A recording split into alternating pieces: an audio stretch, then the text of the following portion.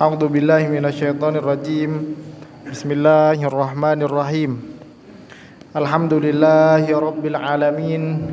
Wa bihi nasta'inu ala umuri dunya waddin. Asyhadu an la ilaha illallah wahdahu la syarikalah wa asyhadu anna Muhammadan abduhu wa rasuluhu.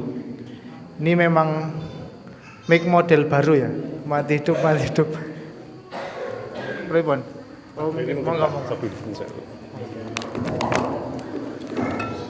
Tidak ada indikasinya. Bismillah, monggo. Matur nuwun. Naam.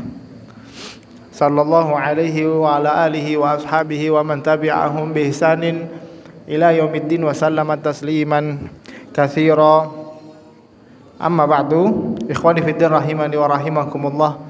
Bapak-bapak, ibu-ibu, mas-mas, mbak-mbak, adik-adik yang sudah rawuh di masjid, yang semoga Allah Subhanahu wa taala rahmati kehidupannya, Allah barokahi keluarganya, Allah mudahkan rezekinya. Assalamualaikum warahmatullahi wabarakatuh. Ini mohon maaf nanti kalau sambil kita tausiah mic-nya mati hidup dimaklumi saja nggih. Adanya kayak gini, rezekinya malam ini ya kayak gini. Enggak masalah. Ada mic enggak ada mic kita ngaji.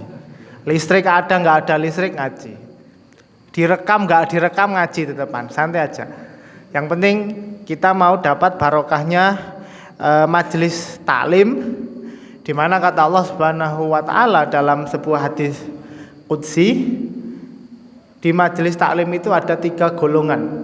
Satu, orang yang datang terus duduk di depan, kayak Pak Mutakin duduk depan sendiri, enggak ada tunggalnya. Nah, kayak gini Allah sebut-sebut namanya di depan malaikat. Masya Allah, lihat itu Pak Mutakin enggak punya malu. Maksudnya di depan majelis taklim maunya paling depan biar lebih jelas dengarnya. Pas mic-nya mati yang belakang enggak denger, Pak Mutakin dengar sendiri. Pintar sendiri nanti. Yang kedua yang malu-malu. Yang malu-malu berarti seperti Pak Edi di belakang. Malu-malu. Karena malu makanya Allah Subhanahu wa taala juga malu. Tapi tetap termasuk orang yang Allah rahmati. Ada orang ketiga yang tahu ada majelis taklim tapi terus pergi, cuman lewat tok, ndak mampir. Enggak tergerak hatinya untuk duduk di majelis taklim. Kata Allah Subhanahu wa taala, karena dia berpaling, ya sudah, aku berpaling darinya. Artinya kalau Allah berpaling darinya, jauh dari rahmat dan barokahnya, nggih. Karena di majelis seperti ini nggih, jenengan kalau baca hadisnya bahwa para malaikat niku protes. Para malaikat makhluk Allah Subhanahu wa taala yang selalu taat, ndak pernah maksiat, la ya'sunallaha ma amarahum wa yaf'aluna ma yu'marun, niku protes kalih Gusti Allah Subhanahu wa taala. Ya Allah, niku teng majelis itu ada orang datang ndak dengerin pengajian, ndak ikut wiridan, ndak ikut dzikir. Di majelis taklim cara bahasa kita mainan HP. Diprotes kalian malaikat, bukan saya yang protes. Diprotes sama malaikat. Kenapa? Karena kata Gusti Allah, semuanya tak ampuni.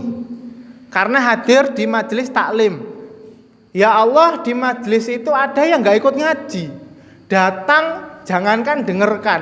Ya cuman ikut aja, kebetulan lewat. Oh, di Masjid Fatimah ada taklim toh.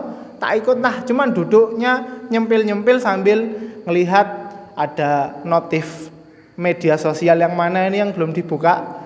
Seharian kan tadi sibuk kerja kan. WA, Instagram komplit.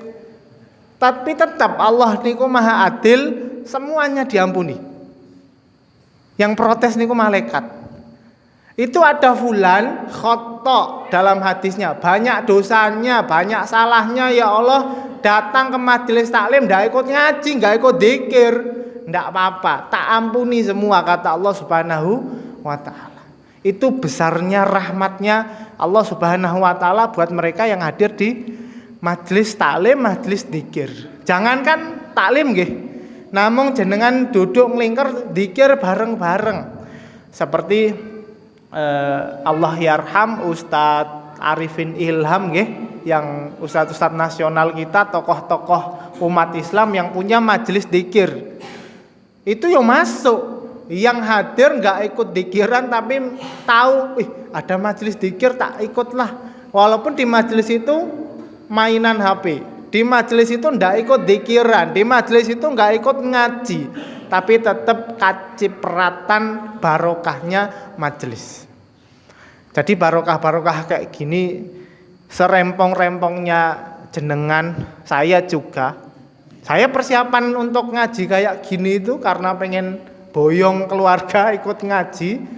Itu persiapannya yo bakdo asar itu langsung nata-nata sama santri gimana, sudah sama anak yang mandiin siapa, yang nyetrika siapa, yang jemur pakaian siapa, beres-beres, berangkatnya yo baru jam berapa tadi saya bilang Mas Dio? Maghrib kurang 15 atau 20 menit. Makanya tadi kan telat.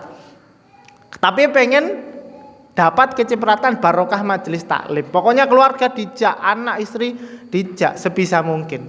Nek belum bisa ya sambil didoakan, sambil dibatin biar semuanya kecipratan barokah.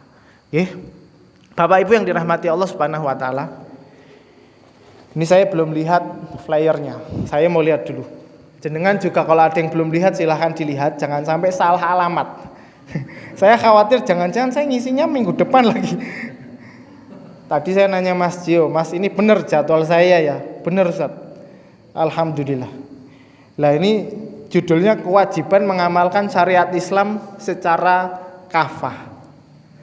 Ini zaman modern sekarang kajian-kajian kayak gini habis ngaji hilang ini. Ngaji hilang. Maksudnya apa? Karena terakhir yang ngomongin mengamalkan syariat secara kafah, teman-teman HTI sampai di bredel organisasinya. Ini kalau cuman masjid ini? Fatimatu Zahra bubar ini besok masjid. Enggak, maksudnya tema-tema kayak gini itu tema yang biasa kemudian dijadikan diskusi oleh para ulama. Nggih. Semua muslim pasti punya cita-cita untuk menerapkan syariat Islam secara kafah. Cuman seingat saya kemarin itu judulnya tentang apa Mas Jo? Tentang Ramadan nggih. Ya, terus dikirim beliau kewajiban mengamalkan syariat Islam secara kafah. Ya sudah, ini biar adil, saya bahas semuanya. Saya bahas ini syariat Islam secara kafah, sama nanti tetap bakal saya singgung tentang Ramadan. Karena bentar lagi kita mau masuk bulan suci Ramadan. Allahumma baligna Ramadana. Amin. Tapi setiap seorang muslim ya, siapapun yang dia itu sholat, siapapun dia yang la ilaha illallah, iman Islam, mesti punya cita-cita untuk menerapkan syariat Islam secara kafah. Baik yang organisasinya sudah dibubarkan atau yang masih utuh. Maksud saya baik HTI yang terang-terangan mengatakan kepada pejabat sekarang ayo nerapkan syariat, ataupun misalkan kita sebagai contoh saja NU dan Muhammadiyah yang sekarang megang kursi-kursi penting kepemimpinan. Semuanya kalau jenengan tanya, Pak Yai, Bapak apa punya cita-cita menerapkan syariat secara kafah? Yo pasti ya. Nek jawabannya enggak itu yo enggak patut. Sebagai seorang muslim itu enggak patut. Cuman jalannya beda. Kalau teman-teman di PBNU struktural, mereka jalannya pakai ad-darurah bisyaukah. Pemerintahan darurat, ya walaupun belum 100% syariat Islam, tapi selama ada pemimpin itu lebih baik untuk mengangkat kezaliman bagi orang-orang Islam daripada hidup di tengah hutan, hukum rimba. Nggih, nanti banyak yang terdolimi nggak teratasi. Bayangin saja, lebih baik Indonesia sekarang dipimpin dengan sistem sekarang daripada jadinya seperti Palestina, jadinya seperti Suriah. Maksud saya jadinya seperti itu tuh jadi nggak bisa ngaji lagi. Banyak darah yang harus dikorbankan, banyak kemudian pengorbanan yang harus dibayar. Nggih. Maksud saya, siapapun dia sebagai seorang Muslim, mesti dia punya cita-cita untuk menerapkan syariat secara utuh. Cuman jalannya memang beda-beda. Ada yang kemudian bisanya jadi guru ngaji, ya dia ngajarkan ngaji. Ada yang bisa jadi pegawai dengan menunaikan amanahnya, ya jadi pegawai. Ada yang jadi pejabat, ya dia menunaikan kewajibannya sebagai pejabat gitu kan. Yang penting tidak dolim saja, tidak korupsi dan lain sebagainya. Insya Allah itu bagian dari dia menerapkan syariat secara kafah. Ya cuman memang karena kita hidup di negara ada peraturan, akhirnya teman-teman HTI dengan berbagai macam pertimbangan masuk keluar peradilan sampai kemudian keluar keputusan yang kita tahu semua terus dibubarkan. Tapi itu bukan tanda bahwa berbicara tentang khilafah syariat Islam itu hal yang tabu, enggak. Makanya nanti poin yang mau saya sampaikan bicara tentang menerapkan syariat secara kafah ini adalah bagaimana kita mandang Islam itu sebagai agama yang utuh. Kalau bahasa Al-Qur'annya di surat Al-Baqarah, ya ayyuhalladzina amanu dkhulu fisilmi kafah. Ngoten nggih? Kafah artinya sempurna. Apa makna sempurna? Artinya jenengan lihat Islamnya komplit, rukun Islamnya 5, rukun imannya 6, kemudian ihsannya komplit. Jadi Islamnya, imannya, ihsannya itu komplit. Jadi jangan sampai kemudian hanya pengen Islamnya saja, hanya pengen sholatnya saja, tapi nggak mau iman, nggak mau percaya tentang hari akhir. Nah ini berarti kan nggak kafah, nggak sempurna. Atau pengennya hanya iman Islam, sholat iya, mengimani adanya hari akhir iya, tapi nggak mau ihsan, nggak mau jaga hatinya dari sikap-sikap yang dilarang seperti sombong, ujub, kemudian dengki, hasad. Itu kan merusak amal ibadah. Artinya harus komplit. Makanya sebagai mukadimah, semoga waktunya Allah berikan keberkahan cukup. Saya mau mulai dari Islam. Islam yang kemudian kita kenal syahadat la ilaha illallah, salat kemudian zakat, kemudian puasa, haji, ada 5. Ini semuanya harus ditunaikan. Islam ini yang komplit ini. Islam itu gampangannya kita turunkan poin-poin apa saja yang perlu dipelajari dalam disiplin ilmu fikih. Nonton ya. Jadi rukun Islam yang 5 itu komplitnya ada di kitab fikih. Ringkasnya rukun Islam 5 wajib ditunaikan. Biar kita masuk dalam kategori kafah.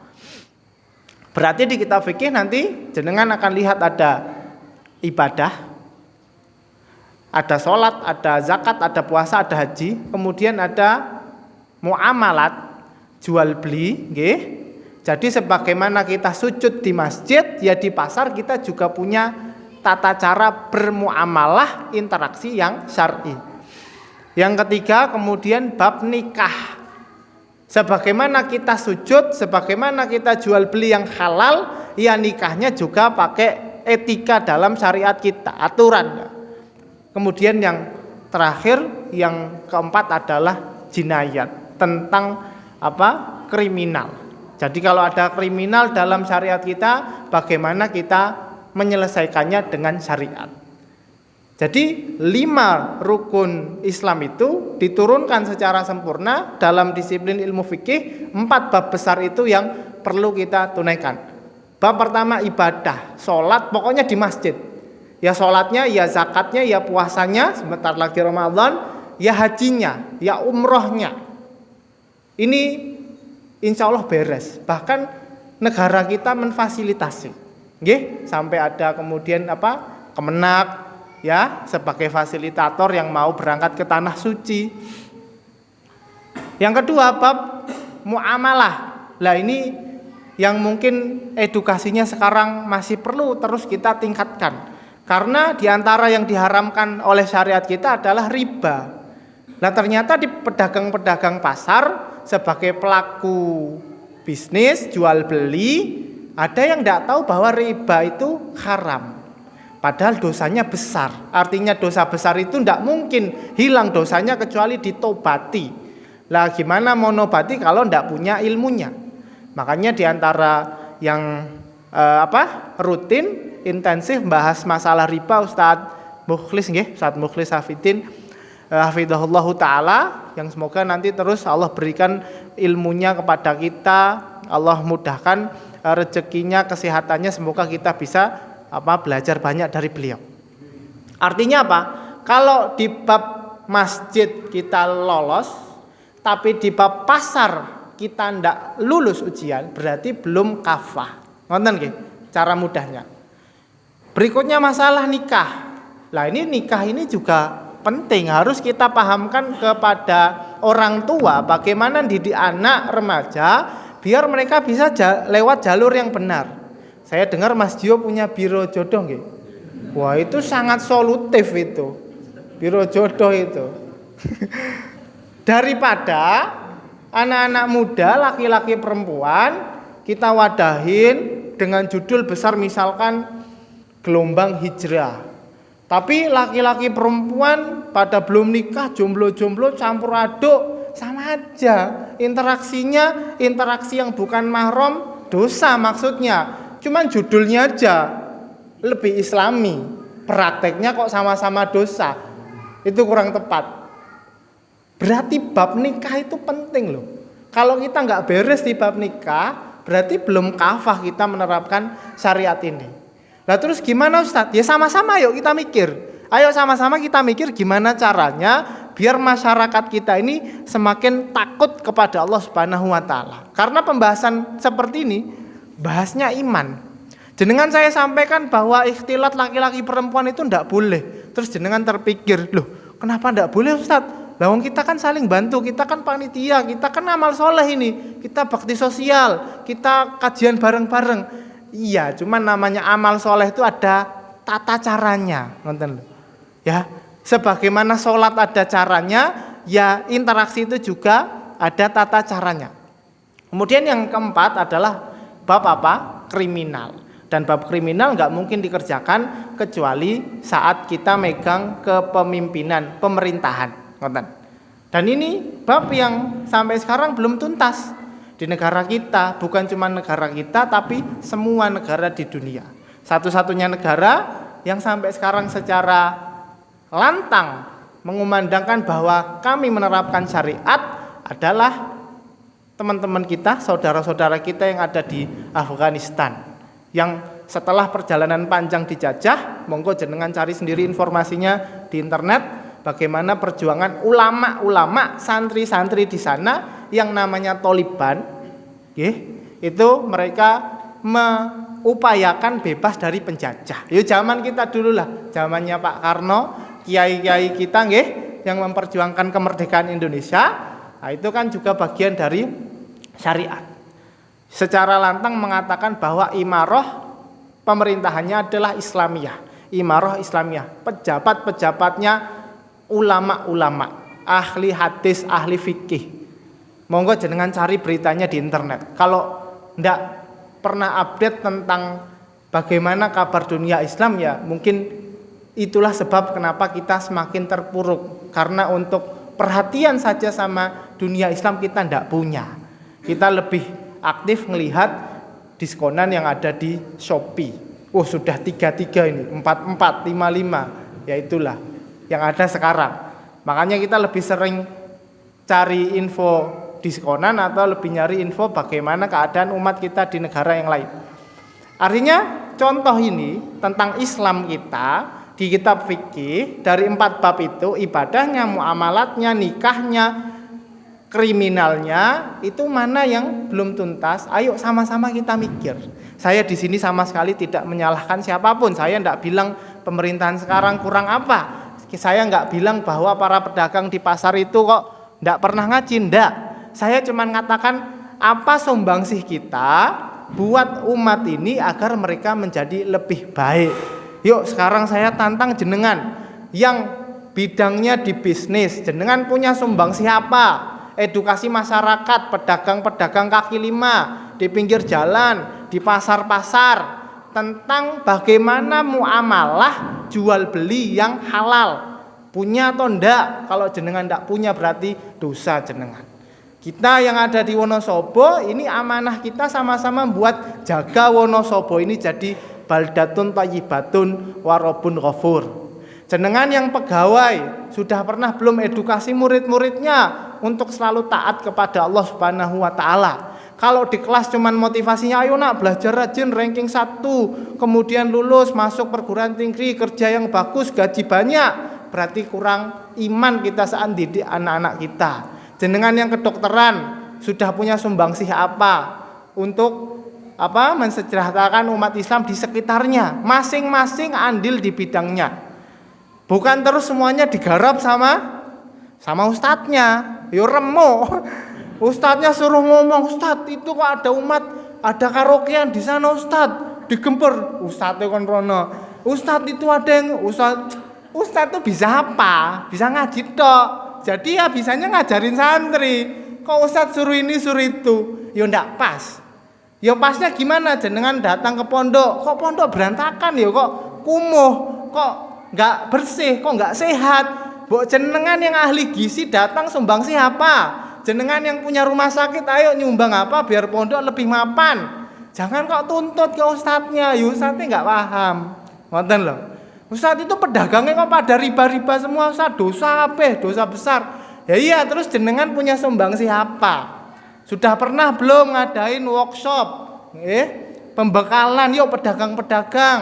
Kita belajar sama-sama gimana nyari ridho Allah di pasar. Waktunya bisa sampai 20 jam di pasar. Orang belum melek sudah di pasar. Orang sudah merem masih di pasar.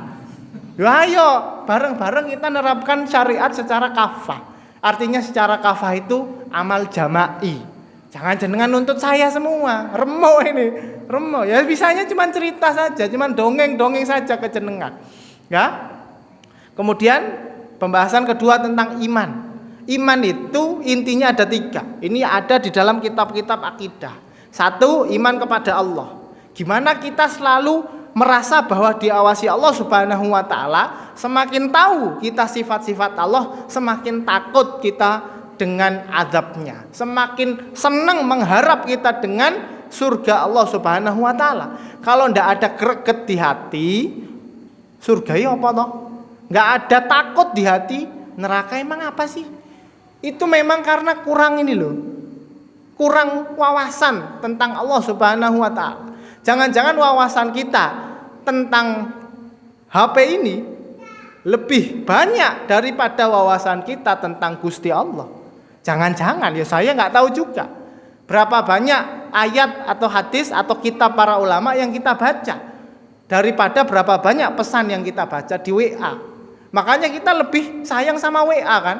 Melek-melek langsung, buka HP, ada WA enggak ya? Daripada bangun-bangun langsung dikir ingat Gusti Allah. Alhamdulillahilladzi ahyana ba'dama amatana wa ilaihin nusyur. Itu kan tergantung apa yang ada di kepala kita. Yuk bareng-bareng sama-sama kita berubah biar Wonosobo ini jadi apa? Negara yang terbaik. Negara ya, Wonosobo ini gede, negara. Maksudnya kabupaten yang isinya orang-orang soleh. Ya. Kemudian yang kedua, masalah Nabi SAW. Para anbiya, nggih. Berapa banyak wawasan di kepala kita tentang para nabi sehingga kita bisa turunkan ke anak-anak. Kalau wawasan ini tidak ada, jangankan ingat Kanjeng Nabi SAW, dengar tetangganya sholawatan, hatinya itu kayak dibakar. Kok sholawatan bid'ah, kok sholawatan, kok hadroan. Sampean tuh jangan mikir hadroannya, jangan mikir Habib siapa yang diundang. Di hati jenengan itu ada cinta atau enggak sama Kanjeng Nabi Shallallahu Alaihi Wasallam. Masalah dia mau pakai solawatan, masalah dia mau pakai adroan, itu ekspresi cintanya saja yang berbeda. Nggih. Bab apakah itu bid'ah dan enggak, biar para ulama yang bahas. Wong kita ini bisanya cuman nukil. Oh, kata ulama ini boleh, kata ulama itu enggak boleh, sudah selesai. Enggak perlu ribut-ribut, ya. Menganggap diri seperti seorang hakim. Hakim itu keterlaluan.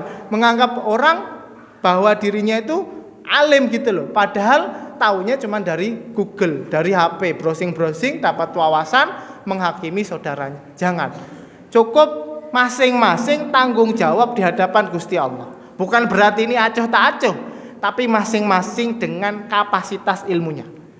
Nek tahu diri ndak pernah ngaji ya sudah lah, nggak usah urusin orang lain. Jenengan rampungin saja iman Islam ihsannya di hadapan Gusti Allah. Urusan masyarakat itu error, yang sebelah sana kok agak keliru, biar alim ulama yang turun tangan dengan ilmu dan bijaksananya. Berikutnya yang ketiga, masalah alam gaib. Alam gaib. Kemarin saya pernah diundang di Temanggung, daerah Pacitran. Pak Topik paham nggih? Niku ada yang tanya salah satu jamaahnya tentang adab kubur. Ustadz, sebenarnya adab kubur dan nikmat kubur itu seperti apa nggih gitu. Saya waktu dengar pertanyaan itu ya saya agak khawatir juga. Ini bapaknya ternyata belum sampai edukasinya tentang alam kubur. Padahal itu hal yang sangat mendasar bagi setiap muslim. Harus dikasih tahu bahwa di kuburan nanti ada malaikat yang datang, yang tanya siapa Tuhanmu, siapa agamamu, siapa nabimu. Yang bisa jawab hanya orang muslim. Allah kuatkan dengan kalimatnya raditu billahi robba wa bil islami dina wa bi muhammadin nabiyya wa rasula.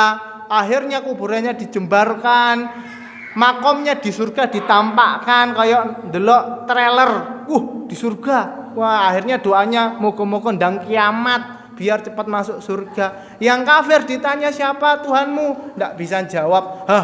Dipentung karo malaikat. Akhirnya tersiksa, kuburannya disempitkan, ditampakkan nanti di neraka. Kedudukannya akhirnya berdoa biar kiamat tidak terjadi.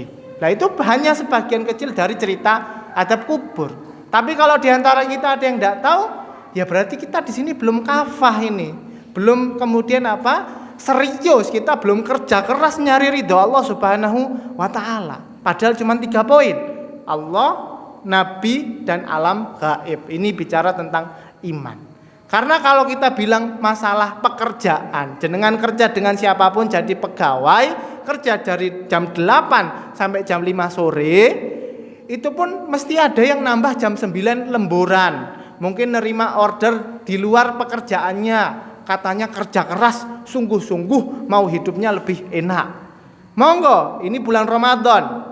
Di antara fadilahnya adalah man qoma ramadhana imanan wahtisaba. Yang menghidupkan malam bulan Ramadan, Allah berikan pahala ghufira lahu ma taqaddama min dzambi.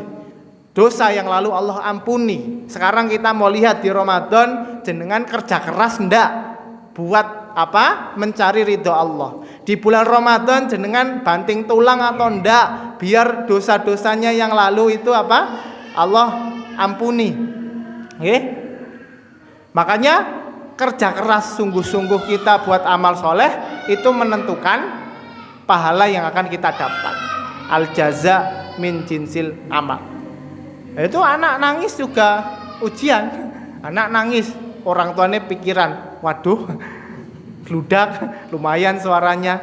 Biasa. Itu bagian dari takdir Allah, nguji iman kita untuk bisa terus amal soleh. Islam, iman sudah rampung. Sekarang bicara tentang ihsan. Apa itu ihsan? Ihsan itu intinya kita mengolah hati kita biar terus ikhlas. Itu susah, beneran. Susahnya luar biasa. Bahkan kemarin saya waktu ngisi di Wonolelo, Masjid Muhammad Al-Fatih, itu cuma ngomong ikhlas tok itu. Kenapa? Karena ikhlas itu susah. Susahnya luar biasa, ya. Saya dihubungi Ustadz Handika, Ustadz ini sama Mas Dio diminta foto, katanya mau buat poster bulan Ramadan gitu. Leres nggih? Gitu. Wah, foto. Wah, ndak usah lah kok foto-foto barang. Foto begini. Apa begini. Ndak mau lah. Kenapa? Ya jenengan soalnya nggak paham. Bab-bab kayak gitu kita yang sering ngomong banyak di depan orang ini nguji keikhlasan. Syuting kayak gini, tak kasih tahu ya. Ini nih nguji keikhlasan, beneran. Coba kalau nggak ada yang nyuting, saya bisa banter apa enggak ngomongnya. Coba yang datang cuma sedikit, nggak sebanyak ini. Bisa nggak saya ngisi dengan penuh keikhlasan? Makanya bab foto-foto kayak gitu biasanya saya tolak. Ustadz minta fotonya, buat apa foto-foto? Foto ijazah, foto KTP. Mau buat poster, ya enggak apa-apa, buat syiar. Tapi itu ujian tersendiri buat yang ngisi. Ikhlasnya diuji. Ya, karena itu masuknya personal branding. Kita dakwah ini bukan personal branding. Dakwah ini syariat branding. Yang mau kita brand itu syariatnya. Gusti Allah Kanjeng Nabi SAW yang mau kita angkat gitu loh. Masalah personal brand itu penting iya, tapi nggak usah diing. Paham ya? Nggak usah dibuat-buat. Ya kalau ada orang tahu kita orang alim punya ilmu, alhamdulillah kita sama-sama ngaji. Itu personal brand, natural saja. Nggak usah brandingan. Itu buat yang marketing, yang jualan monggo, itu ilmunya belajar sama Mas Desta niki monggo. Tapi nek babnya napa? Babnya kita dakwah ngaji, nek personal branding itu habis pahalanya itu loh, habis pahalanya. Karena dipajang, karena saya orang jadi banyak yang hadir. Ya enggak, kersane Gusti Allah akhirnya yang ngisi saya, yang datang jenengan. Kalau enggak dikersani oleh Gusti Allah ya enggak akan hadir juga. Ya saya mungkin enggak hadir, nopo jenengan Allah kasih halangan enggak bisa hadir gitu. Tapi itu bagian dari apa? Kita ngelatih ihsan kita biar selalu ikhlas. Ikhlas itu susah luar biasa. Ya jenengan juga punya ujiannya sendiri. Yang hadir ini ya kalau seandainya temannya satu enggak hadir, apa jenengan bisa semangat hadir? Kalau misalkan enggak dijemput, apakah bisa hadir? Kalau cuacanya hujan, apa mau berangkat? Itu ya ujian tersendiri. Bener nggak jenengan ngaji itu karena Allah? Wong Gusti Allah itu pas hujan ya tetap ada, pas mati lampu ya ada, pagi siang sore ya ada, 24 jam. Makanya kalau kita kemudian ngaji mikirnya kok selain Gusti Allah, itu khawatirnya nggak ikhlas. Ngonten. Nah ini kemudian 3 poin besar yang saya sampaikan, Islam, iman dan ihsannya. Ini yang kemudian sama-sama kita ayo berusaha semaksimal mungkin menjalankannya secara kafah, secara kafah. Bab-bab yang kemudian masih PR itu sama-sama kita selesaikan bareng-bareng. Ya, yang bisa menyelesaikan masalah itu bukan cuman kiainya, bukan alim ulamanya saja. Masing-masing dengan perannya sesuai apa yang Allah titipkan kepada dirinya. Yang Allah titipkan jadi pejabat, ya jenengan tanggung jawab dunia akhirat. Yang Allah titipkan jadi pengusaha banyak duitnya, tanggung jawab dunia akhirat. Yang Allah titipkan ilmunya, tanggung jawab dunia akhirat. Makanya kalau ngisi kajian kayak gini jenengan jangan tanya, Ustaz Ilmi diundang kayak gitu dibayar berapa ya? Kok dibayar berapa ya? Kita ini mau amal soleh. Jenengan kalau daftar jadi santri saya di Kandok, tak kasih tahu nih SPP-nya komplit, itu yang berbayar. Tapi kalau kajian seperti ini lillahi ta'ala. Makanya jangan tanya dibayar berapa, sama-sama kita amal soleh.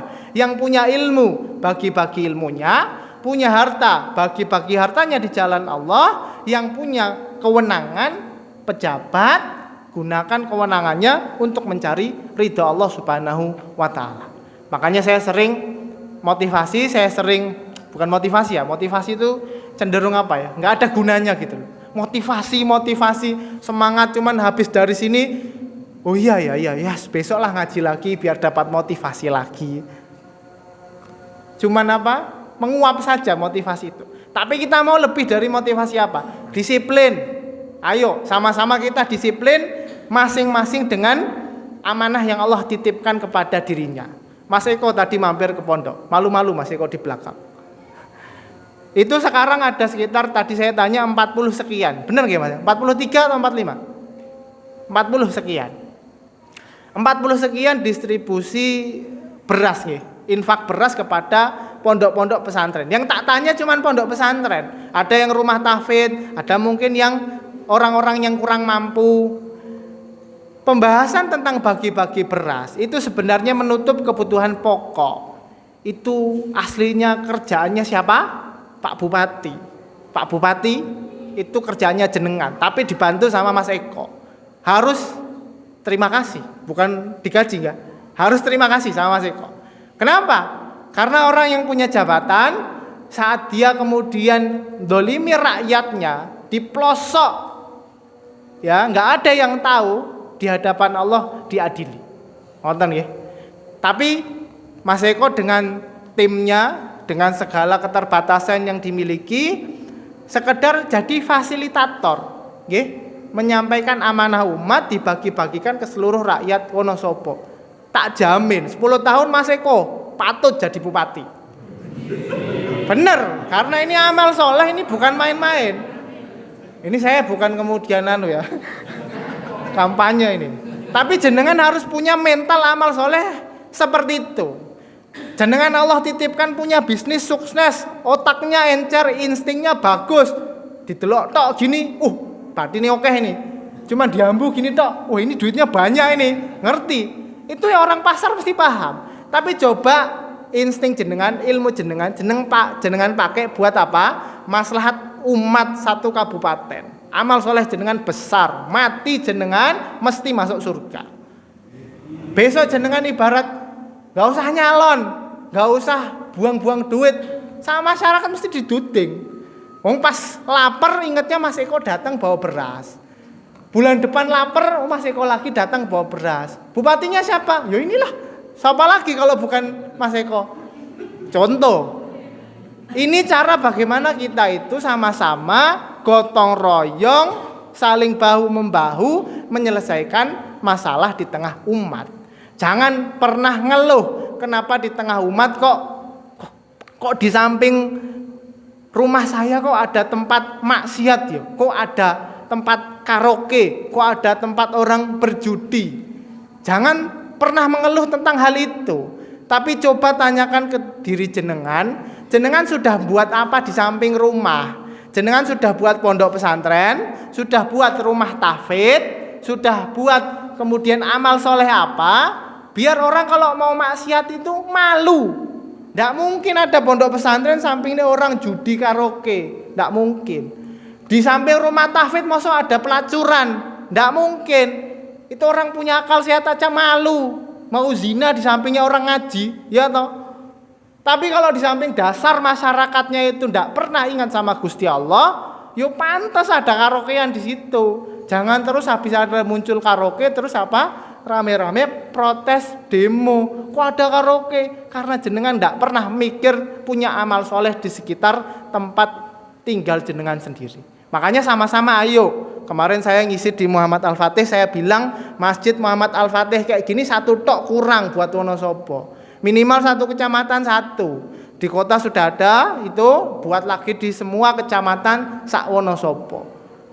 Insya Allah semuanya makmur, barokahnya nyiprat ke semuanya. Saya yakin semuanya punya angan-angan yang sama. Masalah apa? Ingin jadi lebih baik, nggih. Tapi kebaikan itu saya kasih tahu tidak mungkin bisa merata ke semua masyarakat kalau yang bicara hanya saya. Makanya jenengan di keluarga harus koar-koar, harus kompor. Di tengah masyarakat harus jadi kompor kebaikan. Yuk amal soleh apa yang bisa kita sama-sama ramaikan? Nggih. Ada teman-teman apa? RRM, resik-resik masjid. Ada teman sedekah air, Wonosobo. Ada GIB, gerakan infak beras. Ayo buat gerakan sebanyak-banyaknya. Nggih. Wonosobo ini ke depan punya potensi yang sangat besar. Jadi pusatnya, nggih. Peradaban orang kalau ngaji mesti jalannya ke Wonosobo. Kenapa? Karena kalau ngajinya ke Wonosobo, mondoknya di Wonosobo, itu bisa langsung plesir. Tempat wisata banyak. Monggo jenengan sama keluarga, bapak ibu yang punya duit banyak, investasi ke tempat wisata, kuliner, rumah makan. Yang punya harus orang soleh kayak jenengan yang rajin ngaji. Kalau jenengan nggak punya, nanti yang punya orang-orang yang nggak tahu halal haram. Jangan pernah salahkan, kok ada rumah makan kok babinya dipajang di depan kaca, babi guling diguling-guling gitu. Jangan pernah nyalahkan, karena jenengan yang punya duit tidak pernah buat restoran kambing guling yang halal. Makanya mikir amal solehnya, jangan cuma mikir duit, gimana omsetnya besar, itu kering, wah itu terlalu susah, omsetnya sedikit sekali. Enggak, kita bicara gimana anak cucu kita besok itu bisa tetap jaga Islamnya, imannya, ihsannya, sujud kepada Allah Subhanahu wa Ta'ala. Makanya saya sempat ngobrol sama Mas Desta dan teman-temannya, ayo mbok teman-teman yang pengusaha muslim, kita kumpul bareng-bareng. Wonosobo daerah mana bisa buat tempat wisata, tempat hiking. Ini anak-anak pondok kalau mau piknik mesti bingung tempatnya di mana yo. Kalau misalnya ada yang ngelola orang muslim, rajin ngaji, cinta Allah, cinta Rasul, mesti jadi apa? Tujuan utama. Kenalan kita di luar Wonosobo banyak sekali. Sak Jawa, sak Indonesia penuh. Yang Makassar, yang Nusa Tenggara, yang Kalimantan, yang Sumatera, komplit. Saya punya teman semuanya ngelola pesantren. Telepon ke saya, Ustadz, di Wonosobo penginapan di mana yo? Bingung saya. Penginapan mana yo? Makanya Mas Desta, tanggung jawab jenengan, buat penginapan syariah yang punya muslim, koordinasi sama teman-teman yang banyak duitnya. Biar kalau butuh apa? Oh, tempatnya Mas Desta. Wisata, ini kita mau hiking, mau camping seminggu, gimana? Oh, ke tempatnya ini, ke tempatnya itu. Sekarang kita apa? Banyaknya ngeluh. Kenapa kok nggak ada tempat wisata yang Islami yo? Isinya wong pacaran, di mana-mana ada balon karet, naudzubillah min dzalik. Kenapa? Karena kita tidak pernah wadahin di mana wisata itu minimal jadi edukasi, bukan tempat maksiat. Makanya ada yang cerita, ya Ustadz, awal-awal si Kunir itu banyak seperti itu. Tapi setelah ada kiai yang mempelopori bangun musola, orang jadi apa? Khawatir nek mau maksiat. Karena ada tulisan musola, tulisan netok. Gimana kalau jenengan kemudian buat wisata, sak pondok pesantrennya sekalian, basis pendidikan Islami, wisata dapat, ilmu dapat, hidupnya bahagia dunia akhirat. Jangan tanya omsetnya berapa, gede. Ya, itu gede sekali. Ya, karena bagaimana kita sekarang gerakannya jadikan semua orang itu nyantri. Kenapa kok gerakannya harus nyantri, Ustadz? Nanti sekolah-sekolah tutup yang negeri. Monggo sekolah negeri silakan, pulang nyantri lagi. Pokoknya semuanya nyantri. Karena apa? Basic masyarakat kita itu harus cinta Allah dan cinta Rasulnya. Kalau ndak nyantri, jangankan cinta Allah, cinta Rasul. Adab kubur aja ndak tahu ada atau ndaknya. Gimana dia mau masuk surga? Wong imannya saja belum kafah, belum komplit. Dan ini PR besar sama-sama rakyat Wonosobo. Jenengan jangan pernah iri ngelihat, wah kok Masjid Jogokarian di Jogja kok bisa kayak gitu ya? Itu karena mental masyarakatnya. Kok di sini nggak ada? Yo karena kita mentalnya kayak gini. Lihat ke Solo, lihat ke Jogja, lihat ke Bandung, ke Jakarta. Kok banyak amal solehnya ya? Kok Wonosobo kok kering kerontang? Yo karena hati kita ini masih kering kerontang. Makanya sama-sama PR besar ini kita garap bareng-bareng. Bukan cuman tugasnya para kiai, bukan cuman tugasnya para asatid di pondok pesantren, tapi tugas semua orang. Apapun profesi jenengan, itu kendaraan. Jalannya amal soleh beri manfaat. Tujuannya apa? Husnul khotimah, masuk surga. Terserah nanti jenengan mau dapat untungnya berapa, jadi orang sugih apa orang fakir, yang penting sama-sama beri manfaat amal soleh, biar kita bisa kumpul di surganya Allah Subhanahu wa Ta'ala.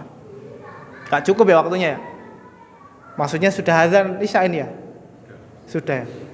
Gak apa-apa, ini nanti kemudian terkait materi yang saya janjikan menyambut Ramadan, nanti kita sambil duduk ngobrol bincang-bincang santai, bahas tentang Ramadan atau ada pertanyaan dari jamaah yang hadir, karena kurang lebih apa yang saya sampaikan itu adalah kegundahan, kegelisahan di setiap orang muslim. Saya yakin jenengan juga gelisah.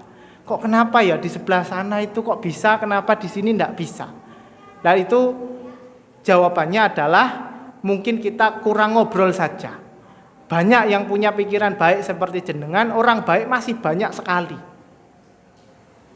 Perkara ada pejabat yang anaknya kurang ajar, itu ya oknum saja. Sisanya baik, semuanya baik. Banyak pejabat yang masih baik, banyak sekali. Jadi sekarang kita sama-sama sinergi, gotong royong, amal soleh bareng-bareng. Nah di situ nanti dampaknya akan bisa kita lihat ke depan. 5 tahun lagi, 10 tahun lagi, anak cucu kita itu sudah biasa ngapal Quran.